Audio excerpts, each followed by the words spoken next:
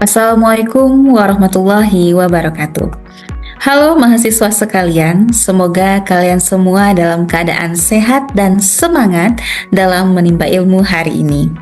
Pada kesempatan kuliah kali ini, kita akan membahas topik yang sangat penting dalam dunia pendidikan anak usia dini, yaitu pengembangan keterampilan membaca pada anak usia dini.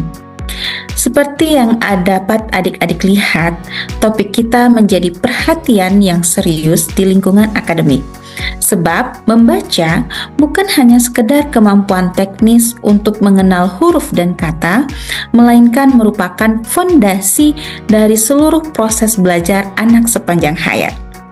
Melalui perkuliahan ini, saya harapkan adik-adik tidak hanya memahami teori tentang bagaimana membaca bisa berkembang dalam diri seorang anak, tetapi juga mampu mengidentifikasi strategi pembelajaran yang kontekstual, kreatif, dan ramah anak. Maka, mari kita mulai perkuliahan kita hari ini dengan semangat dan pemikiran terbuka. Kita akan telaah mulai dari apa itu keterampilan membaca, tahapannya, hingga cara mengembangkan keterampilan itu sesuai dengan kebutuhan anak usia dini.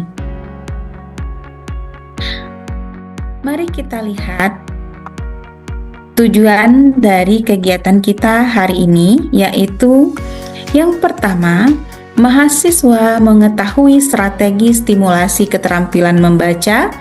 Yang kedua, mahasiswa dapat mengajarkan huruf, fonem, dan teknik awal membaca. Dan yang ketiga, mahasiswa memahami pentingnya keterampilan membaca dalam perkembangan bahasa anak. Adik-adik semuanya, mari kita lihat apa itu membaca. Anderson pada tahun 1985. Nah, ia mengungkapkan bahwa membaca adalah suatu proses memahami makna suatu tulisan. Sedangkan menurut Hari pada tahun 1973, membaca adalah interpretasi bermakna dari simbol verbal yang tertulis ataupun tercetak. Nah, dalam proses membaca ada beberapa tahapan. Yang pertama adalah pengenalan huruf dan aksara. Nah, ini adalah tahapan awal dalam proses membaca, di mana seseorang mulai mengenali bentuk-bentuk huruf atau aksara, baik huruf Latin maupun huruf lain. Nah, yang kedua adalah pengenalan bunyi dari huruf atau rangkaian huruf-huruf. Nah, setelah mengenal bentuk huruf, tahap berikutnya adalah menghubungkan huruf dengan bunyi atau fonem yang sesuai, serta mampu membaca huruf menjadi suku kata atau kata. Yang ketiga adalah pengenalan makna atau maksud. Nah, pada tahap ini, anak atau pembaca tidak hanya mampu mengucapkan kata-kata, tetapi juga mulai memahami arti dari kata atau frasa yang dibacakannya. Dan tahap yang terakhir adalah pemahaman terhadap makna atau maksud berdasarkan konteks wacana. Nah, jadi di tahap ini adik-adik semuanya, ini adalah tahap lanjutan yang menuntut pemahaman teks secara utuh berdasarkan konteks. Nah, artinya apa?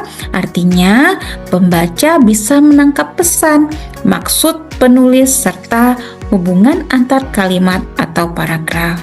Nah, jadi dari proses membaca ini bukan hanya sekedar mengenali huruf atau membunyikannya, tetapi lebih dari itu berkembang menjadi pemahaman makna dalam konteks kalimat atau wacana secara menyeluruh.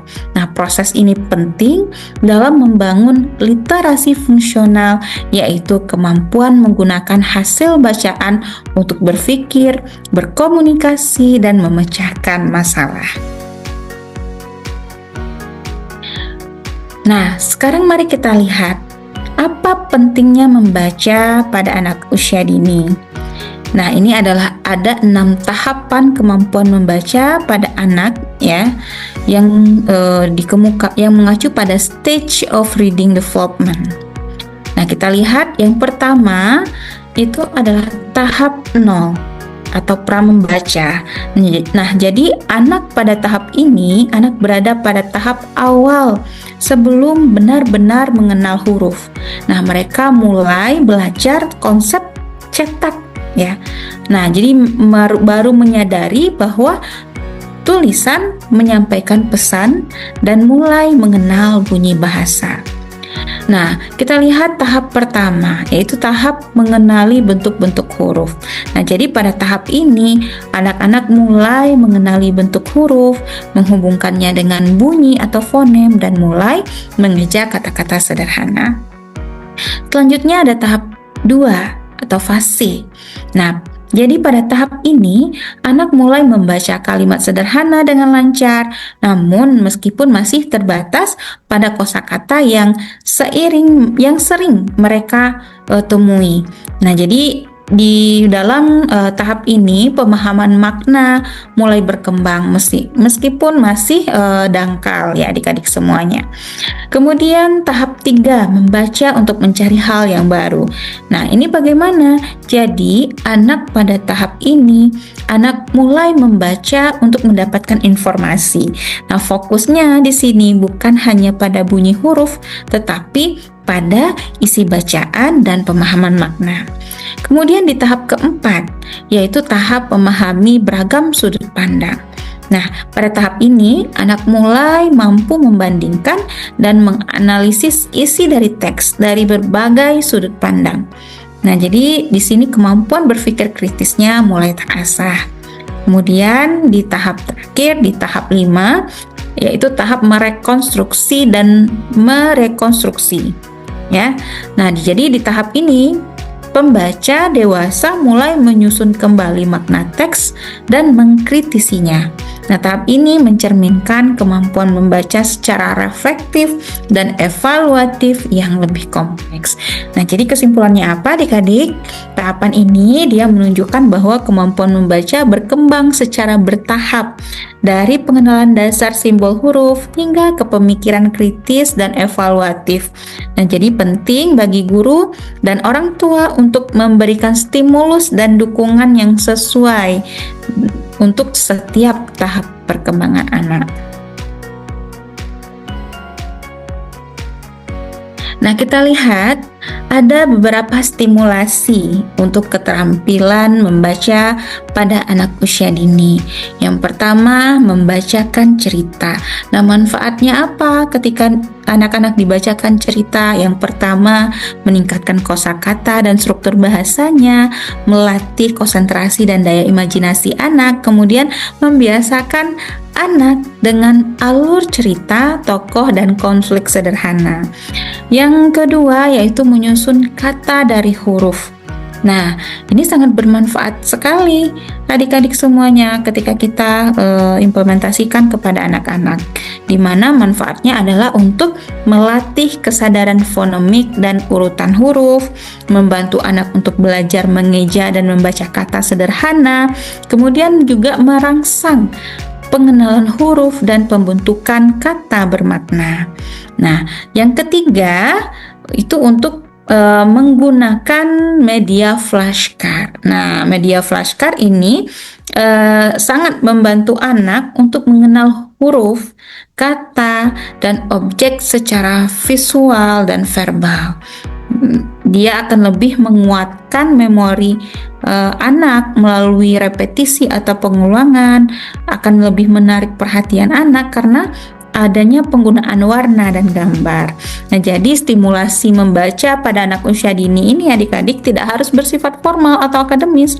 Dengan pendekatan bermain sambil belajar seperti membacakan cerita, menggunakan huruf-huruf atau flashcard, anak-anak dapat mengembangkan minat baca secara alami yang pada akhirnya akan memperkuat kemampuan literasi mereka secara bertahap dan menyenangkan.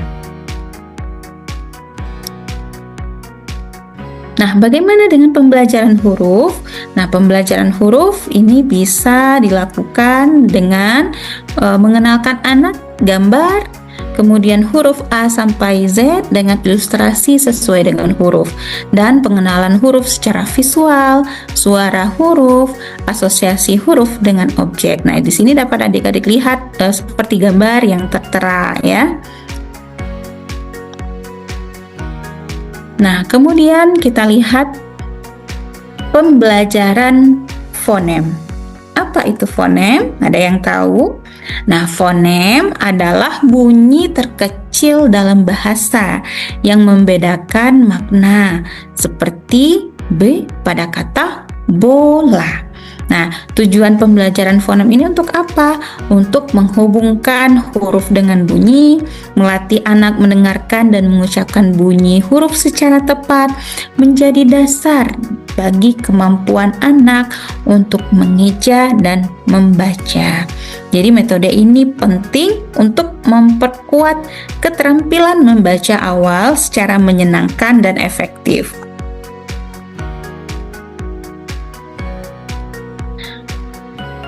Nah, kita lihat bagaimana membaca berdasarkan gambar.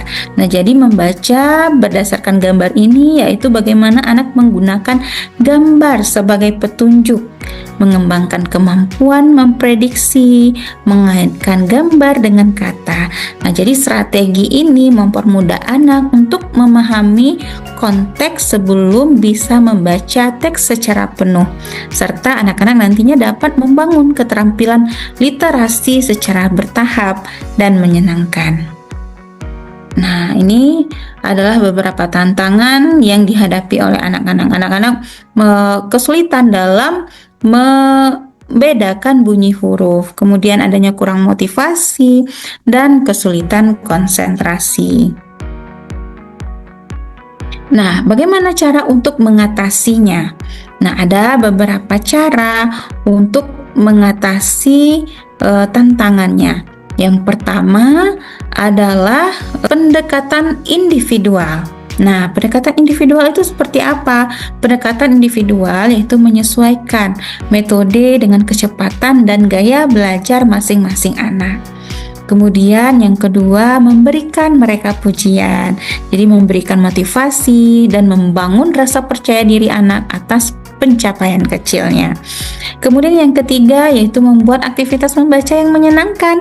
Nah, jadi dengan menggunakan permainan, lagu, boneka, atau buku bergambar untuk menciptakan suasana belajar yang seru dan tidak membosankan. Mengatasi tantangan membaca membutuhkan kesabaran, kreativitas, dan dukungan emosional agar anak-anak kita tetap termotivasi dan berkembang sesuai dengan potensinya.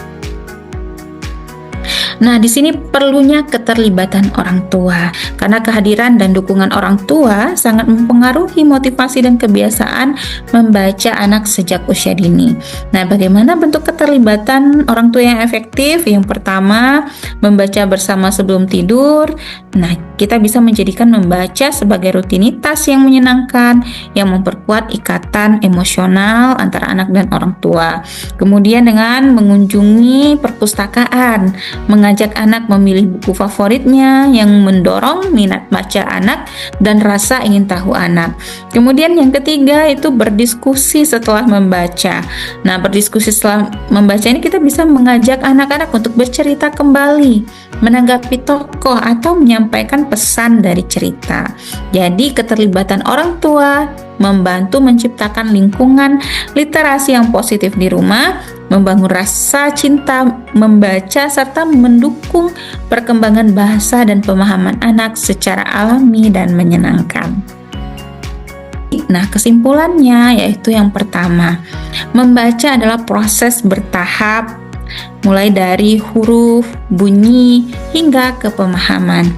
Kemudian strategi untuk mengenalkan membaca pada anak itu bervariasi, bisa membaca dari gambar, cerita, konteks nyata, fonem, dan lain-lain. Nah, peran guru dan orang tua sangat vital di sini. Namun di situ juga ada tantangannya yang bisa diatasi dengan pendekatan yang menyenangkan dan individual. Oke. Demikian adik-adik pertemuan kita pada hari ini. Semoga apa yang telah kita jabarkan tadi bermanfaat untuk menambah pemahaman dan wawasan kita. Sampai jumpa pada pertemuan selanjutnya. Wassalamualaikum warahmatullahi wabarakatuh.